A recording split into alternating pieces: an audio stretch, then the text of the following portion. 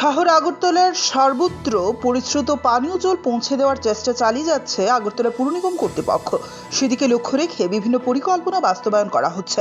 মাস্টারপাড়াস্থিত নেতাজি আদর্শ শিক্ষা মন্দিরে পানীয় জল সরবরাহের একটি প্রকল্পের শিলান্যাস করা হবে।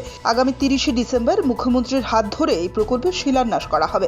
বৃহস্পতিবার পুর নিগমের মেয়র দীপক মজুমদার, জল বোর্ডের সিইও মিহিরকান্তি গোপ, পুর নিগমের কমিশনার সহ 20 নম্বর ওয়ার্ড কর্পোরেটর রত্না দত্ত ও অন্যান্য আধিকারিকরা সেই জায়গা পরিদর্শন করেন।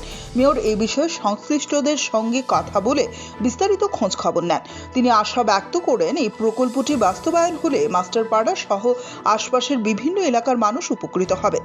প্রকল্পটি বাস্তবায়নের ক্ষেত্রে এলাকাবাসীর সহযোগিতা পাবেন বলে আশাবাদী মেয়র। তিনি বলেন, শহরের প্রতিটি বাড়িতে পরিশ্রুত পানীয় জল পৌঁছে দিতে চেষ্টা করছে পুর নিগম। আদর্শপাড়া স্কুলে 5.5 MLD একটা ট্রিটমেন্ট প্ল্যান্টের পরিকল্পনা নেওয়া হয়েছে সরকারের পক্ষ থেকে, বিশেষ করে জল বোর্ড। সেই মোতাবেক আমরা আগেও এটা পরিদর্শন করেছি এবং আগামী 30 তারিখ 11:30টায় মাননীয় মুখ্যমন্ত্রী প্রফেসর ডক্টর মানিক শাহর হাত ধরে ভূমি পূজনের মাধ্যমে মাঙ্গলিক অনুষ্ঠানের মাধ্যমে আনুষ্ঠানিকভাবে কাজ শুরু করা হবে। তো এই এলাকার সঙ্গে আমরা কথা বলেছি, এলাকাবাসীর সঙ্গে তারাও সহযোগিতা হাত বাড়িয়ে দিয়েছেন।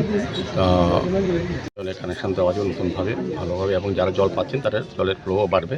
পাশাপাশি এই জল থেকে আমরা রামনগর, বটতলী বিধানসভা অনেকটাই অংশ কভার করা যাবে। সার্বিকভাবে আমি বলবো যে এই প্রজেক্টটা হলে পরে আগরতলা শহরের কিছু কিছু ওয়ার্ডে যে জলের সমস্যা আছে অনেকটাই সমাধান করা যাবে। আমাদের রাজ্য সরকার, আমাদের জল বোর্ড বিশেষ করে আমি বলবো যে আগরতলা শহরে সার্বিকভাবে প্রত্যেকটি বাড়িতে যাতে জলের কানেকশন দেওয়া যায়, সবাই যাতে পরিশোধিত জল পায়, সেদিকে লক্ষ্য রাখে এবং সমস্ত মেনটেন্যান্স কাজ সফলভাবে সুন্দরভাবে করছে।